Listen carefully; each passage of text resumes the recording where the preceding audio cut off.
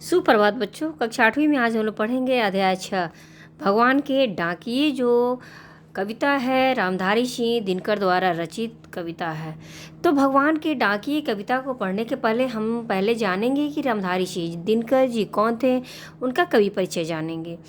तो राष्ट्रकवि रामधारी सिंह दिनकर जी का जन्म बिहार राज्य में स्थित मुंगेर जिले के सिमरिया नामक गांव में 1908 ईस्वी में हुआ था।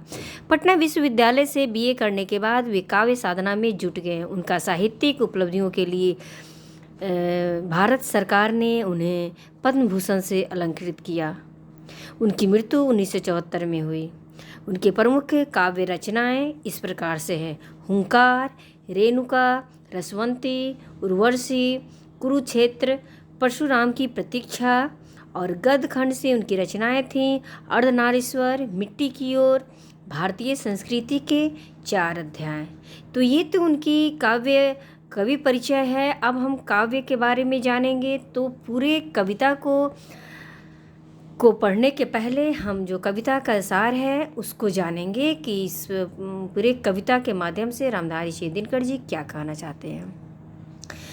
तो भगवान के डाकिये नामक कविता के माध्यम से कवि श्री रामधारी सिंह दिनकर पक्षी और बादल को भगवान के डाकिये मानते हुए कह रहे हैं कि पक्षी और बादल संदेश वाहक हैं, जो संदेश को सर्वत्र पृथ्वी पर एक दिशा से दूसरी दिशा में पहुंचाने का कार्य करते हैं। यह संदेश मनुष्य नहीं समझ पाता है। इन्हें प्रकृति अर्थात पेड़ पौधे, पानी और पहाड़ पढ़ते हैं। मनुष्य केवल यह अनुमान करता है कि एक देश की धरती अन्य देशों को अपनी सुगंध भेजती है और वह एक महक हवा में तैरती हुई महसूस होती है। ऐसा करके वह मनुष्यों में एकता, प्रेम व भाईचारे को बढ़ाने का संदेश देते हैं।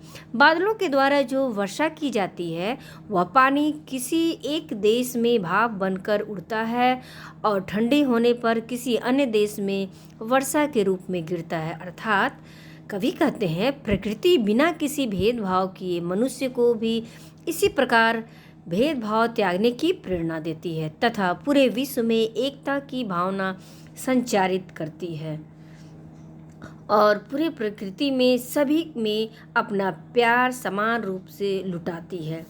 तो ये तो हमारा इस भगवान के डाकिये कविता का सार हो गया। अब हम लोग कविता को पढ़ेंगे और कविता को पढ़ने के पहले हमारे कविता में जो भी कठिन शब्द आए हैं उनको रेखांकित करेंगे और उसके अर्थ को जानेंगे। तो देखेंगे हमारा कठिन शब्द है डाकिये। डाकिये का अर्थ होता है पत्र लाने वाला। उसके बाद देखेंगे महादेश, यहाँ यानी महाद्वीप या विशाल देश। बाँचते हैं यानी पढ़ लेते हैं। आगे देखेंगे आंकते हैं या आंकना यानी हिसाब लगा लेना या समझना। सौरभ यानी सुबास या सुगंध या खुशबू। पाँखों यानी पंखों। तीरता यानी तैरता। ये तो हमारा जो भी कठिन शब्द हुआ रेखांकित किए उसके शब्दार्थ हो गए। अब हम लोग एक एक पंक्ति को, कविता के पंक्ति को पढ़ेंगे और उसके भाव को जानेंगे कि इस कविता के माध्यम से कवि हमें क्या संदेश देना चाहते हैं। तो हमारा पंक्ति है: पक्षी और बादल ये भगवान के डाकिये हैं। कवि के अनुसार पक्षी और बादल ईश्वर के डाकिये हैं,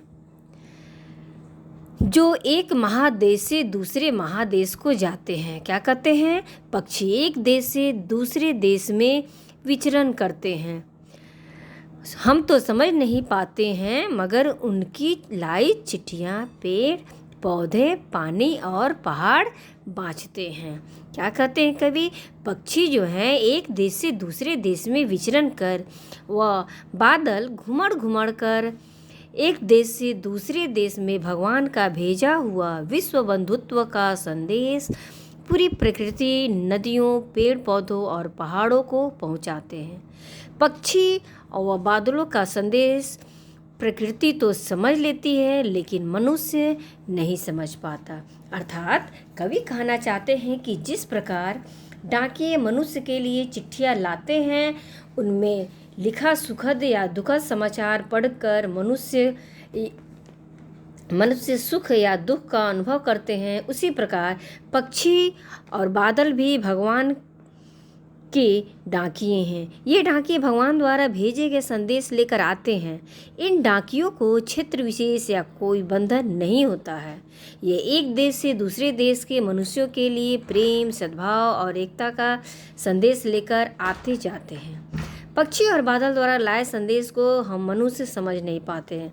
उनकी लाई चिट्ठियों का संदेश पेड़, पानी और पहाड़ पढ़ते हैं। इनको पढ़ने वाले पेड़, पौधे, पानी और पहाड़ इन्हीं संदेशों के अनुसार व्यवहार भी करते हैं। अब आगे देखेंगे, नीचे वाला पंक्ति हमारा क्या है। हम तो केवल यह आंकते हैं कि एक देश की धरती, कवि कहते हैं कि हम तो क्या कहते हैं कवि कहते हैं कि हम तो यह समझते हैं कि पृथ्वी पर एक स्थान के फूलों की सुगंध हवा में तैरकर या पक्षियों के पंखों द्वारा दूसरे देश को जाती है, दूसरे देश को सुगंध भेजती है और वह सौरभ हवा में तैरते हुए पक्षियों की पांखों पर तीरता है। कहते हैं कवि कि एक देश की नदियों, तालाबों का पानी भाप बनकर उड़ता है और दूसरे देश में बरसता है। अर्थात प्रकृति जो है किसी बंधन में बंधी हुई नहीं है और न ही अपने पराये का भेदभाव रखती है।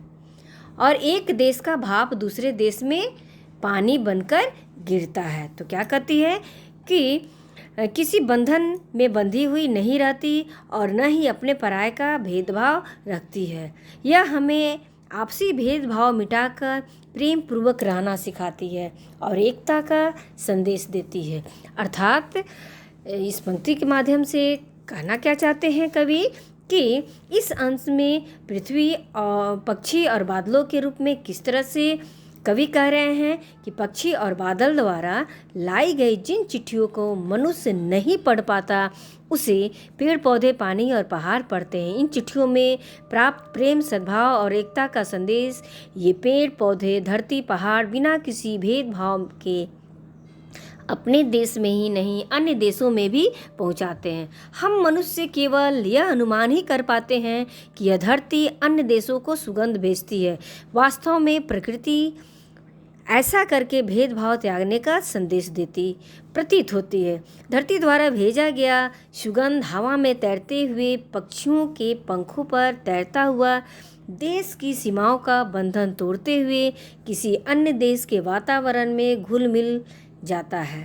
प्रकृति द्वारा भेदभाव न करने का एक उदाहरण यह भी है कि किसी भी देश के नदी, सागर, झील, सरोवर आदि का पानी क्या होता है, भाप बनकर उड़ता है और यह भाप ठंडी होने पर वर्षा के रूप में अपने देश में नहीं बल्कि अन्य देशों में जाकर बरसते हैं। तो किस तरह से एक देश के जो बात को दूसरे देश और महादेश में ये जो प्रकृति है, पेड़ और पक्षी हैं, कैसे पहुंचाते हैं। तो एक जगह ये भाप बनते हैं और दूसरे देश में संदेश के रूप में वहां जाकर बरसते हैं। तो इसके साथ ही हमारा यह कविता यहीं पर समाप्त होता है।